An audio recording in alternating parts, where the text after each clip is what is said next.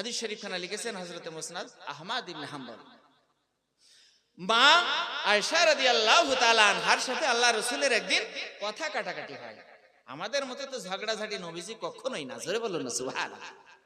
আর যদিও কোনো কথা কাটাকাটি হতো সাথে সাথে মিটিয়ে নিতেন এই কথাটা বাইরের কানে যাওয়ার আগে, জোরে বলুন সুবহানাল্লাহ।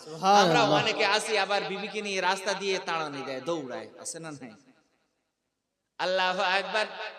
সম্মানিত বন্ধুগণ, আহমদ ইবনে হাম্বল হাদিস শরীফ খানা সংকলন করেছেন। আল্লাহর নবী পাক সাল্লাল্লাহু আলাইহি ওয়াসাল্লাম মা আয়েশা নবীজির সাথে একটু কথা কাটাকাটি হলো। হওয়ার পরে নবীজি দেখতেছেন মা আয়েশা মনটা বেজার করে বসে আছে। হ্যাঁ, আল্লাহু আকবার। মনটা খারাপ। আচ্ছা, ঝগড়া হলে মন ভালো থাকে না খারাপ থাকে? যতই সুখ শান্তি খাবার দাবার সামনে দেন, ভালো লাগবে? লাগবে না। বিশেষ করে স্বামী স্ত্রীর ভিতরে যদি অশান্তি থাকে, এর সেই অশান্তি আর দুনিয়ায় কিছু আছে বলে আমার তো মনে হয় না। কতক্ষণ না কেন কেউ কেউ মাথা ঠুকছে, কিছু হ্যাঁ হুজুর কেন আপনারা ঠেকেছেন নাকি ওই জ্বালায়? আল্লাহু আকবার। মৌলবীরাও হলে কি হবে, আল্লাহ তো এই পরীক্ষা নিবেই নিবে। আল্লাহ নবী পাক সাল্লাল্লাহু আলাইহি ওয়াসাল্লাম পর্যন্ত সবচেয়ে বড় আদর্শ রেখে পরীক্ষা দিয়েছে। হাদিস শরীফ বলছে, আমার দিকে তাকান, এ কোনো মৌলবীদের ইতিহাস কাহিনী না। মা আয়েশা সিদ্দিকা রাদিয়াল্লাহু তাআলা আনহা মনটা ভার, মনটা খারাপ। এমন সময় আল্লাহ নবী ডাক দিয়ে বললেন, আয়েশা রে, এমন ভাবে তো চলে না। তোমার মনের আবেগ যদি কিছু থাকে আমাকে বলে ফেলো, তোমার সমস্যাটা কি? মা আয়েশা কথা বলে না। অনেক সময় আছে না যে তুমি কোন কায়দার মৌলবী, আমি আজকে পরীক্ষা করেই দেখবো, আমি মুখে তালা মারা, কথা বলবোই না। অনেক মারা আবার দেখবেন আছে, জিদটা সে জন্মের জিদ।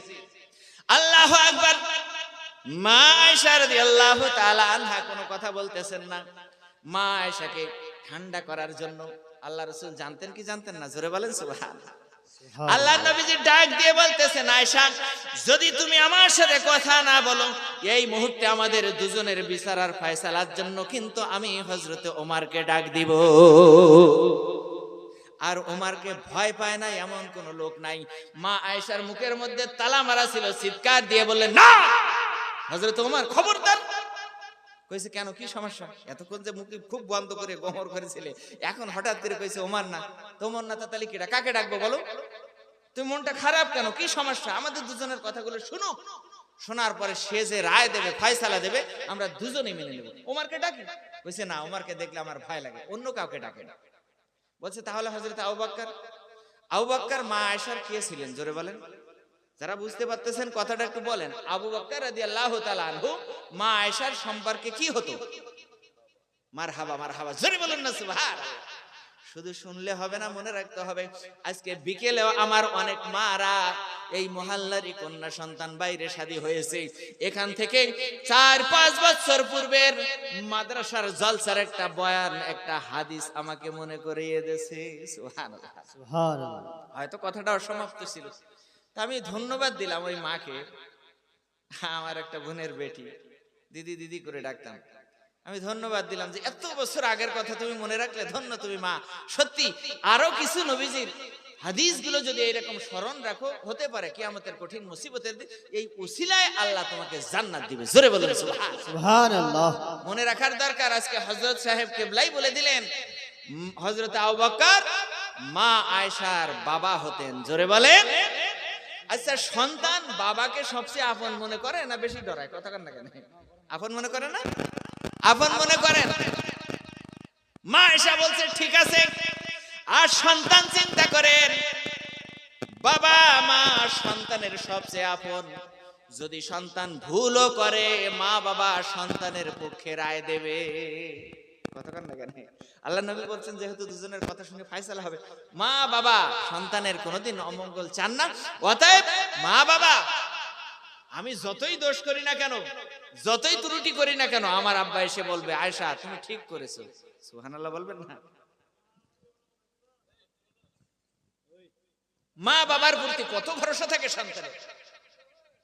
হৃদয়ের পাতায় তোমারই ছবি, তুমি ছাড়া বৃথা যে সবই, তুমি ছাড়া শূন্য শূন্য লাগে পৃথিবী, তুমি কামলিওয়ালা, তুমি কাউসারালা, তোমারি প্রেমে গেথেছি ফুলেরি মালা। সুবহানাল্লাহ, আরো জোরে বলেন সুবহানাল্লাহ। চিৎকার মেরে বলুন ইয়া রাসূলুল্লাহ। ইয়া রাসূলুল্লাহ।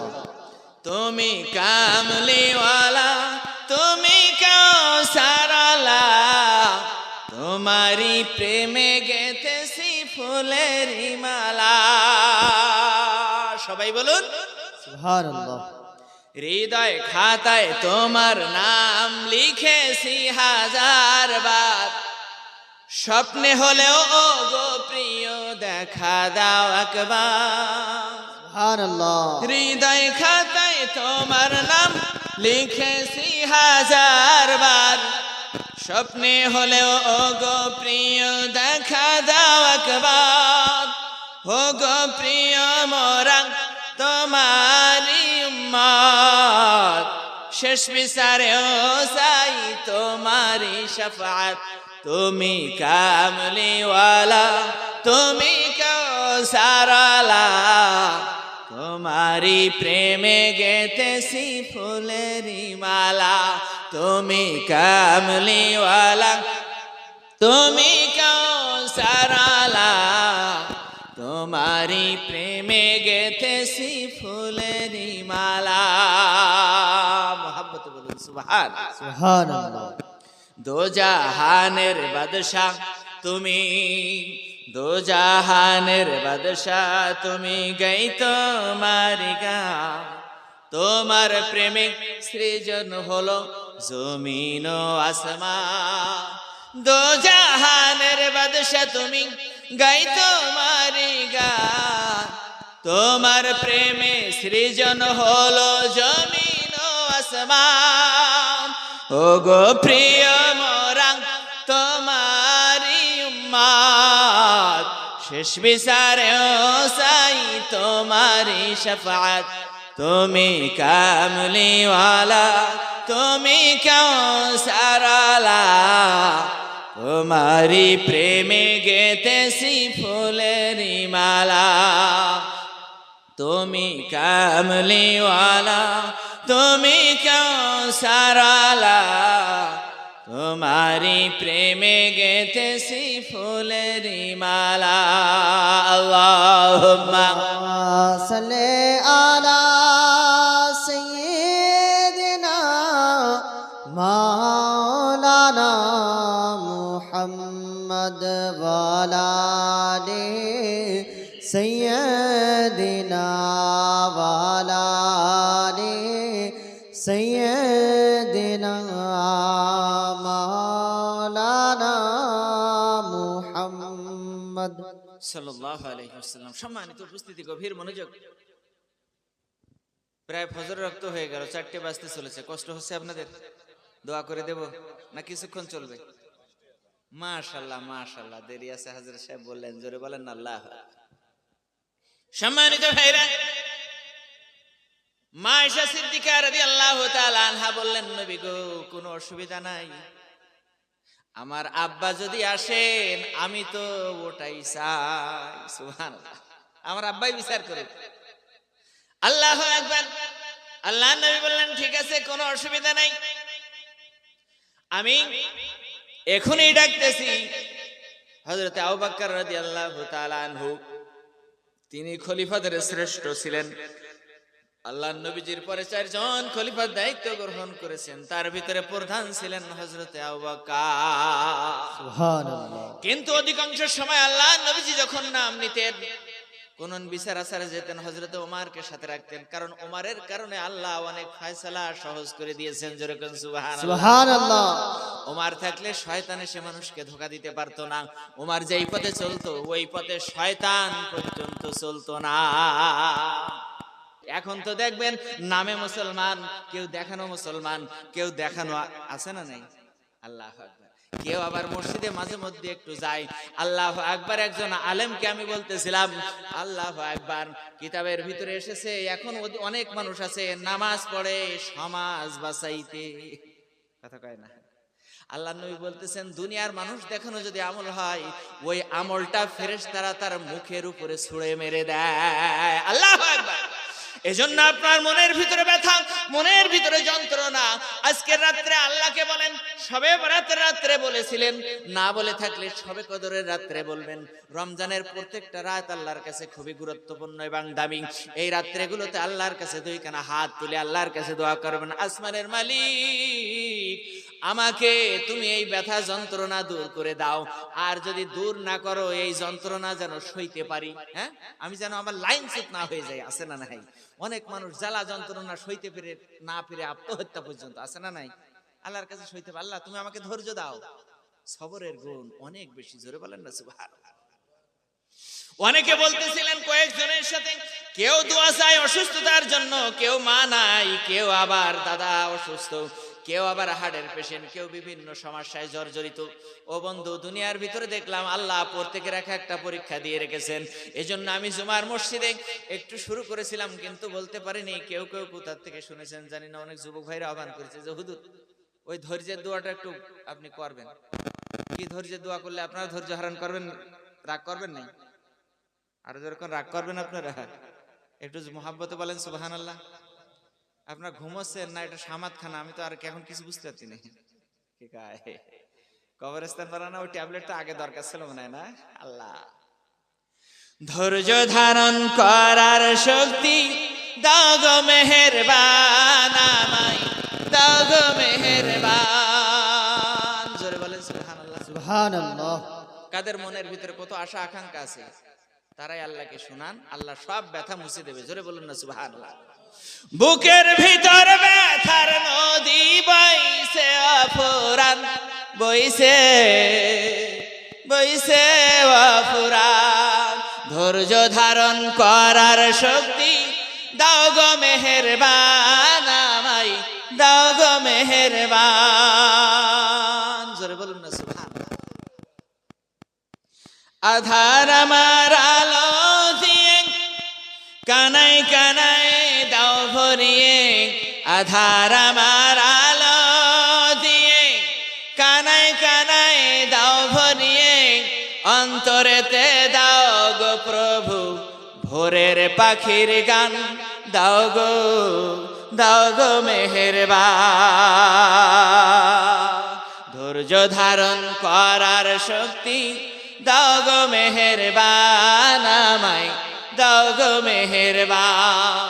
বুকের ভিতর ব্যথার নদী বইছে অফুরান, বইছে বইছে অফুরান। যেরকম আল্লাহু আকবার। আল্লাহু আকবার। ফাগুন কেড়ে নে আসত্র, আষাঢ় করে দায়, গাছ গাছালির শীতল ছায় জীবন ভরে দাও প্রভু, জীবন ভরে দাও। আমার ধুধু মরুর দেশে দাও গো জোয়ার ভাটার শেষে, আমার ধুধু মরুর দেশে দাও গো জোয়ার ভাটার শেষে। পারাবারের বাউরি বাতাস, পারাবারের বাউরি বাতাস আমায় করো দান, দাও গো মেহেরবান। ধৈর্য ধারণ করার শক্তি দাও গো মেহেরবান, আমায় দাও গো মেহেরবান। বুকের ভিতর ব্যথার নদী বইছে অফুরান, বইছে বইছে অফুরান। আল্লাহুম্মা সাল্লি আলা সাইয়্যিদিনা মাওলানা মুহাম্মদ ওয়া আলা আলি সাইয়্যিদিনা ওয়া আলা আলি সাইয়্যিদিনা মাওলানা মুহাম্মদ সাল্লাল্লাহু আলাইহি ওয়াসাল্লাম। সম্মানিত উপস্থিতি, বাবজি ভাইরা, আমার বোনেরা, আমার মা, জীবনে কোনোদিন হয়তো আর এমন একটা সময় আসবে হঠাৎ করে শোনা যাবে যে অমুক নাই। গত বছর একটা বছর হয়ে গেল, পায়েলের কাকা মারা গেছিল, জানাজাটা খুব ভালো মনে আছে। ওই গভীর রাতে প্রচন্ড ঠান্ডায় পড়েছিলাম, আবার এক ঠান্ডা পার করে আল্লাহ নিয়ে এসেছে আপনাদের সামনে। তো এমন এক সময় এমন হতে পারে যে হঠাৎ করে আপনারা শুনবেন সে আফসার উদ্দিন, হ্যাঁ সে আফসার উদ্দিন, সবাই প্রায় চেনে, সে আর হয়তো নাই। কি বলেন ভাই, হতে পারে না? আহা। সম্মানিত বন্ধুগণ, এই জন্য কিসের এই দুনিয়া, কিসের এই মায়া, সব কিছু মুহূর্তের মধ্যে আল্লাহ নিভিয়ে দিতে পারে। সব কিছু কার হাতে? বিশ্বাস রাখতে হবে, তিনিই পারেন। আমার ভাইরা, মা আয়েশা সিদ্দিকা রাদিয়াল্লাহু তাআলা আনহা বললেন, আব্বা জান কোনো অসুবিধা নাই, আমার আব্বা যদি আসে, আমার আব্বা জান যদি আসেন তাহলে আমি খুশি হই। নবী গো আমার আব্বাকে ডাকেন। হযরত আবু বকর রাদিয়াল্লাহু তাআলা আনহু, অনেক বড় হাদিস, সংক্ষেপে বলি, রাত প্রায় শেষ। হযরত আবু বকর রাদিয়াল্লাহু তাআলা আনহু, নবীজি সংবাদ দিবে আর সাহাবী আসবে না, এটা হতেই পারে না। আছে না নাই? বর্তমান সময় দেখবেন আমাদের কপালটা পুরলো কেমনে, নেতার ডাকে মাঠ পূর্ণ আর মুয়াজ্জিনের ডাকে মসজিদ শূন্য। কথা কয় না? কথা বুঝতেছেন আমার? নেতা একটু ডাকুক এই মাঠে, কানায় কানায় মুয়াজ্জিন আজান দিচ্ছে, ও তো দেয়। আছে না নাই? এই জন্য কবি বলতেছেন, নেতার ডাকে মাঠ পূর্ণ আর মুয়াজ্জিনের ডাকে মসজিদ শূন্য। তোমরা শান্তি শান্তি করো, শান্তি এখনো অনেক। সম্মানিত বন্ধুগণ, তার জন্য রয়েছে পরীক্ষা। মা আয়েশা বললেন, নবী গো কোনো অসুবিধা নেই, আব্বা আসলে ভালো হয়। আল্লাহ নবীজি ডাকবেন, কোন সাহাবী আসবে না, এটা হতেই পারে না। হযরত আবু বকর ছুটে আসলেন, ডাক দিয়ে বললেন, ইয়া রাসূলুল্লাহ, ইয়া হাবিবাল্লাহ, আপনি আমাকে ডেকেছেন? কইছে হ্যাঁ। কইছে হুজুর গো কি জন্য ডেকেছেন? এমন এমার্জেন্সি, কোনদিন ডাকেন না। তাড়াহুড়ো করে ছুটে আসলাম। কয় কেন? কয় হুজুর আমি খুবই ব্যস্ত ছিলাম। কয় তাহলে পরে আসতেন। কয় ইয়া রাসূলুল্লাহ, আপনি ডাকবেন আর আমি আসবো না, এটা কখনো হইতে পারে না। যত বড় কাজ আমার সামনে থাক, আপনি ডেকেছেন সব একদিকে, আর আপনার ডাক আমার আগে। জোরে বলে সুবহানাল্লাহ। কইছে হুজুর ঠিক আছে, আপনি যখন ডেকেই ফেলেছেন, এসেই যখন গেছি, জরুরি কাজ রেখে এসেছি, তাড়াতাড়ি যেতে হবে, বলেন না সমস্যাটা কি? তো আল্লাহ নবীজি মা আয়েশার দিকে তাকিয়ে বললেন, মা আয়েশার দিকে তাকিয়ে বলছেন, আয়েশা, আমাদের এই যে কথা কাটাকাটি, ঝগড়া আর যাই বলেন, এই বিষয়টা তোমার বাবাকে তুমি বলবা নাকি আমি বলবো? বিষয়টা তো বলতে হবে। হযরত আবু বকর তো জানেন না, কথাটা ঠিক কি না?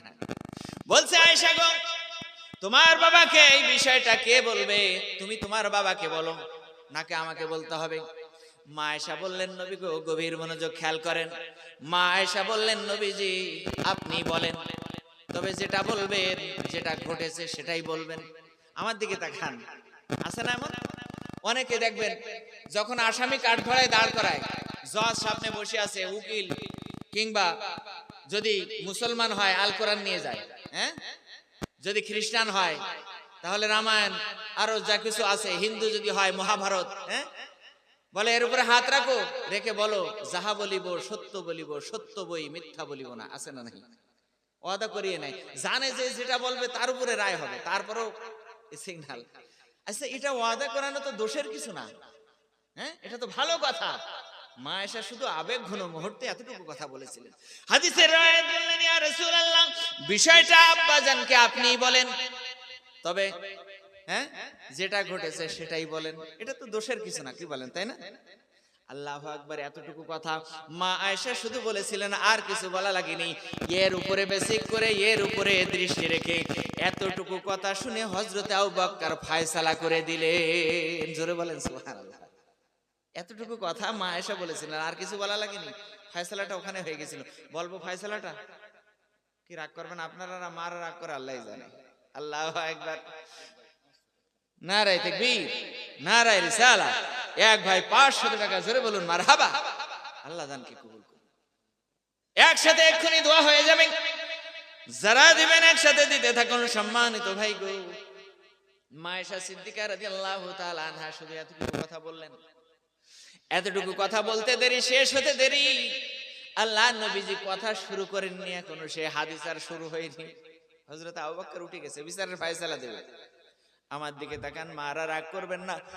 অনেক মারা এমন আছেন যারা অনেক মারা এমন আছে যারা মেয়ের বাড়ির মেয়ের সংসার নিয়ে এতটা ভাবে, নিজের সংসার নিয়ে অতটা ভাবে না। আর ওই জামাইয়ের বাড়ির সংসারের কথা ভাবতে ভাবতে সংসারটা এক সময় ভেস্তে চলে যায়। আছে না নাই? কারণ মেয়েদের বুদ্ধি তো ওইরকম। আল্লাহ ওখানে ওই জায়গায় কিছুটা মাথায় যেই গিরুটা রাটায় না, কারণ কর্তৃত্ব দিয়েছে আল্লাহ পুরুষদের হাতে। সুবহানাল্লাহ বলবেন। পুরুষদের মেধা একটু বেশি থাকে, তাদেরও মেধা আছে, কিন্তু জায়গায় যে একটুখানি ত্রুটি পড়বে। ফয়সালা ইতি টানতে গিয়ে পুরুষ যদি হয় সবচেয়ে ভালো হবে। এই জন্য সংসারের ফয়সালাটা কিংবা সবকিছুর ফয়সালাটা সবার পরামর্শ নেন। আল্লাহ রাসূল সকলের পরামর্শ নিতেন, কিন্তু রায় দিতেন আল্লাহর রাসূল। জোরে বলবেন না সুবহানাল্লাহ। বিবিদের পরামর্শ নিতেন, রায় দিতেন আল্লাহর রাসূল। এজন্য স্বামী সকলের পরামর্শ নেবেন, স্ত্রীও সকলের কথা শুনবেন। আল্লাহু আকবার শোনার পরে স্বামীর যে রায়টা থাকবে, স্ত্রীর রায়ও সেটা হওয়া উচিত। যদিও স্ত্রী মমতা, কথা বুঝেন না, তারপরও স্বামীর রায়টা যেন স্ত্রীর কাছে চূড়ান্ত ফয়সালা হয়। জোরে বলেন না সুবহানাল্লাহ। মা আয়েশা শুধু বললেন, নবী গো, আমি আর কি বলবো, যেটা ঘটেছে আপনি বলেন, তবে ঘটনাটাই আপনি বলেন, এদিক সেদিক করে না, ওটাই বলেন।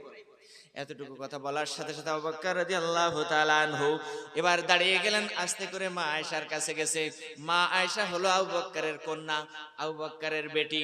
এখন শ্বশুর বাড়িতে জামাই সামনে বসা, শুধু তাই না, আল্লাহর নবীজির চেহারার দিকে তাকাইয়া হযরত আবু বকর বুঝতে পেরেছেন মা আয়েশার প্রতি নবীজি কতটা অসন্তুষ্ট। আল্লাহ, নবীজির নূরানী চেহারাটা কালো মেঘের ছায়ায় ঢাকা পড়ে গেছে। আল্লাহু আকবার। হযরত আবু বকর আর সইতে পারলেন না, আস্তে করে যে মা আয়েশার কাছে যে একটা চড়, আহমদ ইবনে হাব্বাল রাদিয়াল্লাহু তাআলা এই হাদিস শরীফের সংকলন করেছেন, একটা চড় মারলেন মা আয়েশার মুখের মধ্যে।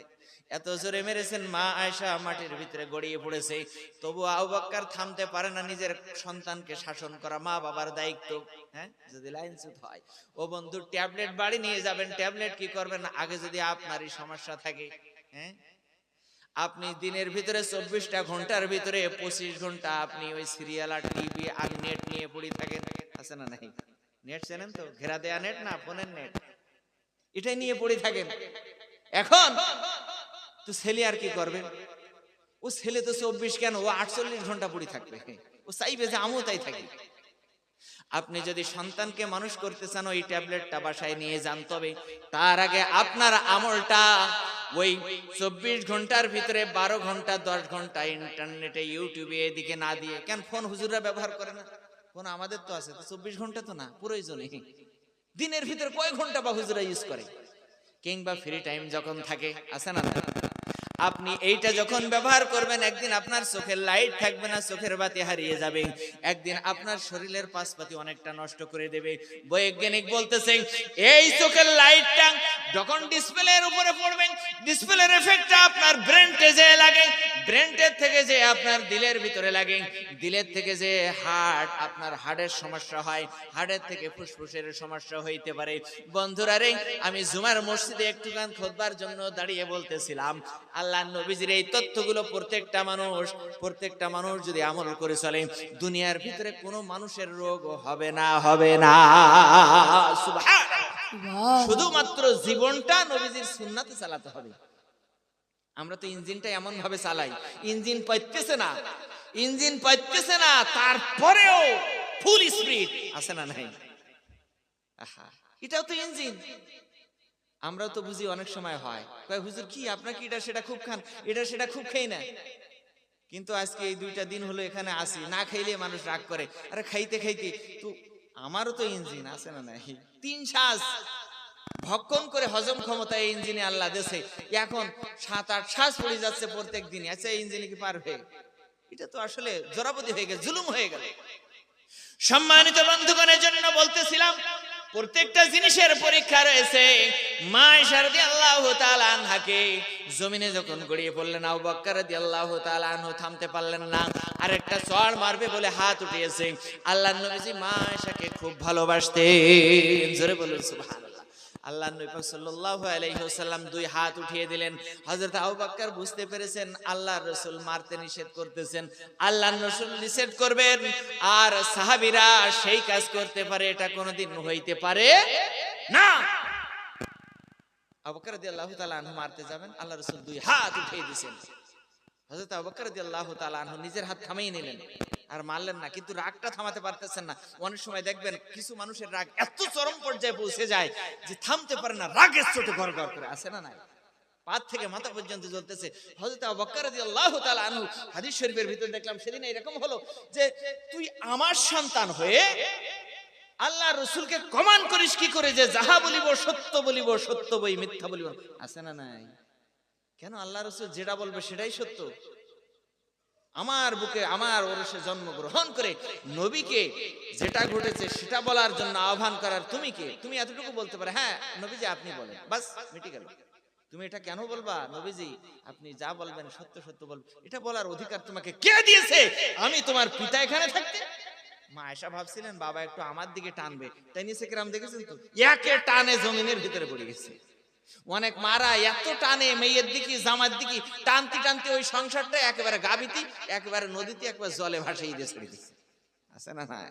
সম্মানিত ভাইরা, বাবজি একান্ত আপনজনরা, হযরত আবু বকর রাদিয়াল্লাহু তাআলা আনহু থামতে পারলেন না, রাগের চোটে ঘর থেকে বেরিয়ে গেলেন। দরজার বাইরে যে রাগের চোটে উনি গড়গড় করতেছে। আল্লাহর নবীজি এবার আস্তে করে মুখখানা উঠাইয়া মা আয়েশার হাত ধরে তুলে মুখের দিকে তাকিয়ে বলছে, আয়েশা রে, কাইফা রাআইতুনি আমসিকতুনি মিনার রাজুল। হ্যাঁ, রাজুল, রাআইতুনি, রাআইতুনি মানে দেখা। ও আয়েশা তুমি দেখলে না তোমার আব্বার হাত থেকে আমি কেমনে তোমাকে বাঁচাইলাম, তুমি কি দেখলে? আয়েশা রে, কাইফা রাআইতুনি আমসিকতুনি মিনার রাজুল। ও আয়েশা, আমি যদি তোমাকে না বাঁচাইতাম তোমার আব্বা তো জ্যান্ত রাখতো না, একটা চড় কেমন লেগেছে? তুমি কি দেখলে না আয়েশা, একটু আগে আমার সাথে ঝগড়া, তোমার বাবার হাত থেকে তো আমি তোমাকে বাঁচাইলাম। মা আয়েশার শরমে লজ্জায় আর কিছু বলতে পারছেন না, কিন্তু বলতেই তো হবে। আস্তে আস্তে মায়াবী চেহারাটা উঠাইয়া নবীজির দিকে তাকাইয়া খিলখিল করে হেসে দিয়েছে। মা আয়েশা জোরে জোরে হাসতেছে। আল্লাহ রাসূল জোরে হাসতেন না, কিন্তু মা আয়েশার হাসি দেখে নবীজিও হাসে। এই আওয়াজটা বাইরে দরজার মুখে দাঁড়িয়ে হযরতে আবু বকর শুনতে পেয়েছেন। জোরে বলুন সুবহানাল্লাহ। আবু বকর রাগে গড়গড় করছিলেন, আওয়াজ পেয়ে বলে, কিরে, একটু আগে দুজন মারামারি আর লড়ালড়ি ঝগড়াঝটি, কালো মেঘের ছায়া, হঠাৎ করে হাসির আওয়াজ হলোটা কি? পর্দা উঁচু করে তাকিয়ে দেখে মা আয়েশা খিলখিল করে হাসতেছে আর আল্লাহ রাসূল মুস্কি মুস্কি হাসে। জোরে বলুন সুবহানাল্লাহ। আবু বকর একটা দৌড় মেরে পর্দাটা ছিঁড়ে ঢুকে গেছে। আরে ওটা তো কোন না, কিসের পর্দা, আছে না নাই? ঘরের ভিতরে ঢুকে গেছে। যাওয়ার পরে একবার নবীজির নুরানি চেহারার দিকে তাকে এখন হাসি মুখখানা কত ভালো লাগতেছে। মা আয়েশা হাসে, আল্লাহু আকবার। আবু বকর রাদিয়াল্লাহু তাআলা আনহুর দিকে কেউ তাকায় না, নবীজি আয়েশার দিকে, মা আয়েশা নবীজির দিকে। সুবহানাল্লাহ বলবেন না? অনেক সময় দেখবেন আবেগ ঘন ভালোবাসার মুহূর্তগুলো আলাদাই থাকে। কে বাবা, কে সন্তান, কে বন্ধু বান্ধব, ওদিকে কোনো খেয়াল নাই। স্বামী এসছে, ওটাই হলো আমার সব। জোরে বলেন সুবহানাল্লাহ। আল্লাহ নবী সাল্লাল্লাহু আলাইহি ওয়াসাল্লাম মা আয়েশার দিকে তাকিয়ে আছে, মা আয়েশা হাসতেছে। আল্লাহ রাসূল চিন্তা করলেন মা আয়েশার ব্যথার চড়ের কষ্টটা দূর করে দেবেন। হ্যাঁ, আহা, কি আদর্শ ছিল নবীজির! এই আদর্শ আপনার আমার জন্য রেখে গেছেন। সাময়িকভাবে বাবার কাছে হোক আর যে কোনো কণার কারণে হোক মা আয়েশা কষ্ট পেয়েছেন, আর চাবালের ভিতরে হোক, মুখের ভিতরে হোক, আর কলিজায় হোক, ব্যথা তো পেয়েছেন। এই ব্যথাটা দূর করার জন্য নবীজি চেষ্টা করতেছেন। আর ওই নবীজির আনন্দ ঘন মুহূর্তে মা আয়েশা হেসে দিয়েছে। দুজন কেউ কারোর দিকে খেয়াল করে না। এই দেখে হযরত আবু বকর হাউমাউ করে কেঁদে দিয়েছে। আল্লাহ রাসূল তখন বলে, কি রে, এখানে তো কেউ ছিল না, আবার কান দেখে তাকিয়ে দেখে হযরত আবু বকর। তা আল্লাহ রাসূল হাসি বন্ধ করে বলতেছে, হযরত আবু বকর কি ব্যাপার, আপনি কাঁদতেছেন? হযরত আবু বকর কোনো কথা বলে না, কান্না তো কান্না, ওই যে মা আয়েশা আগে কথা বলছিল না, আবু বকর কাঁদতে আছে। আল্লাহু আকবার, আমার দিকে তাকান। আল্লাহ নবীজি ডাক দিয়ে বললেন, আবু বকর আপনি কোনো কথা বলতেছেন না, তাহলে কি আমি বুঝবো আপনি কি চান না আমরা স্বামী স্ত্রীর ভিতরে বিচার ছাড়া মীমাংসা হয়ে যাক? আপনি এটা চান না? বিচার করা লাগলো না, আপনাকে তো বিচার করতে ডাকছিলাম। কিন্তু আপনার শোনা লাগেনি, বিচার করা লাগেনি, তার আগে ফয়সালা করে দিয়েছেন কে? জোরে বলেন। আল্লাহ দিয়েছেন না? ও হযরত আবু বকর, আপনি কাঁদতেছেন কেন? আপনি কি চাইছিলেন আমাদের এই ঝগড়া লেগেই থাক? আপনি কি চাইছিলেন আমাদের সংসার ভেঙে যাক? কথা বুঝেন না? ভাঙা মানে বুঝেন তো? তালাক তালাক। এখন তো এমনও হয়ে যায়, তালাক দিতে দিতে কি অবস্থা, লাস্টে পর্যন্ত তালাক গড়ায়। আল্লাহু আকবার, এমন তালাক দেয় যে জীবনে আর গ্রহণ করার সুযোগ না। ও আমার মা, এমন কাজ করবেন না। স্বামী যখন রাগান্বিত থাকে আপনি একটু সবর করেন, আর আমার মারা যখন আপনার কাছে দাবি জানাবে, যুবক ভাইরা গো, আপনি একটু ধৈর্য ধরেন। এটাই যদি হয়ে যায়, একজন আরেকজনকে যদি স্যাক্রিফাইস করতে পারেন, আল্লাহ নবী বলতেছেন ওই ঘরে, ওই সংসারের জীবনে কোনোদিন অশান্তি হবে না, হবে না। ও আবু বকর, আপনি কি চান না আমাদের সংসারে শান্তি থাকুক? মীমাংসা হয়েছে, ভালো হয়েছে না? আপনি কি খুশি না? কাঁদতেছেন কেন? হযরত আবু বকর চোখের পানি মুছে ডাক দিয়ে বলতেছেন, হুজুর গো, কে বলেছে আমি খুশি না? কয় খুশি, তাহলে কাঁদেন কেন? কয় হুজুর গো, আমি কাঁদতেছি তো আমার আনন্দে। সুবহানাল্লাহ বলেন। সুবহানাল্লাহ। আমি কাঁদতেছি আনন্দে, এত সুন্দর ফয়সালা আল্লাহ এমনিতে করে দেবে, এটা তো আমি ভাবতে পারিনি। হুজুর গো, আপনার কাছে একটা দাবি জানাবো, আপনি রাখবেন? নবীজি বললেন, কেন রাখবো না? আপনি আমাদের ফয়সালাটা করে দিয়েছেন, আপনি আসার কারণে আল্লাহ আমাদের ঘরে আবার শান্তি দিল। কত অশান্তি ছিল কিছুক্ষণের আগে, মুহূর্তের ভিতরে ঘরে শান্তি। ও হযরত আবু বকর, বলুন আপনার কি দাবি? একটা কেন, 100টা যদি দাবি করেন, আমি আল্লাহ রাসূল আপনার সব দাবিগুলো পূরণ করব। হযরত আবু বকর বললেন, নবী গো, একটা দাবি জানাইবো আর না, সেইটা হলো আশরিকানি ফি সিলমি। হাদিস শরীফের রিওয়ায়াত পড়ে শোনাইতেছি। হযরত আবু বকর ওই সময় বলেছিলেন, হাদিস শরীফে এমনি ভাবে এসেছে, আশরিকানি ফি সিলমি কামা কুমা আশরাকুমা হারবিকুমা। হুজুর গো, আপনি যেভাবে আমাকে বিচারের সময় ডাকেন, হুজুর গো, আমার কি একটু শামিল করবেন ওই সময়? কয় কোন সময়? যেভাবে আপনি বিচারে ডাকেন, বিচার করতে ডাকেন, ঝগড়াঝাটি হলে ডাকেন, ইয়া রাসূলুল্লাহ, ইয়া হাবিবাল্লাহ, যেই সময় ঘরের ভিতরে অশান্তি হয় আমাকে ফয়সালা করার জন্য অনেক সময় ডাকেন। হুজুর গো, আপনি ডাকেন, তাতে কোনো আপত্তি নাই, আরেকটা সময় আপনার কাছে দাবি জানাবো, আমাকে ডাকতে হবে। কয় কোন সময় ডাকবো? আর কয় ওই সময়টা আমাকে কি ডাকবেন না? আশরিকানি ফি সিলমি কামা কুমা আশরাকতুমা হারবিকুমা। হুজুর গো, যেই সময়টা ঘরের ভিতরে খুশি থাকে, আপনারা দুজন আনন্দে থাকেন, যেই সময়টা এত আনন্দ ঘন মুহূর্তগুলো, নবী গো, আপনি যদি আমাকে একটু ডাকেন, ওর ভিতরে শামিল করেন। ইয়া রাসূলুল্লাহ, কি বলবো? পৃথিবীর ভিতরে মা বাবা চাই সন্তানের খুশি, সন্তানের আনন্দ। সন্তান যদি পৃথিবীর মধ্যে আনন্দে থাকে, মা বাবার এর থেকে বড় খুশির সীমানা। হুজুর গো, আপনি বিচারের সময় যেমন ডাকেন, ওইরকম খুশির সময় আমাকে একটু ডাকবেন, একটাই দাবি। আল্লাহ রাসূল বললেন, হযরত আবু বকর ভালো কথা বলেছেন, আমার কুড়ে ঘর আর ধুলা বালুর বিছানা খুলেন না। আসার পরে কোথায় বসতে দেব, কোথায় খাইতে দেব, কি খাওয়াইবো, এজন্য আপনাকে ডাকি না। যেহেতু আপনি হযরতে আবু বকর না, আপনি শুধু আমার সাহাবী না, আপনি হলেন আমার শ্বশুর। সুবহানাল্লাহ। আমি এত গরীব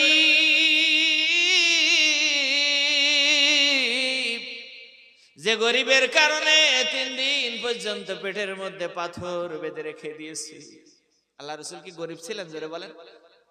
কথাটা একটু বুঝেই না বললে বুঝবেন না। আল্লাহু আকবার। হযরতে ওয়াহাব জুহরি, নবীজির নানা, সুবহানাল্লাহ বলেন। আল্লাহর নবীজির পিতা ওফাত হওয়ার কারণে ওয়াহাব জুহরি চিন্তা করলেন, আমার নাতিটা ইতিম হয়ে গেছে, আব্বা হারা। ওয়াহাব জুহরি তৎকালীন সময় মক্কার জমিনে শ্রেষ্ঠ ধনী ছিলেন। জোরে বলেন সুবহানাল্লাহ। সবচেয়ে বড় ধনী। চিন্তা করলেন, আমার নাতি ইতিম, আমার সমস্ত সম্পদ আমার নাতিকে দিয়ে যাব। জোরে বলো সুবহানাল্লাহ। আল্লাহর নবীজির দাদা খাজা আব্দুল মুত্তালিব চিন্তা করলেন, আমার ছেলে খাজা আব্দুল্লাহ বিদায় হয়ে গেছে, আমার সম্পদের অংশ থেকে অন্য অন্য ছেলেরা যা পাবে তার থেকে বড় একটা অর্ধেক অংশ আমার পোতাকে দিব।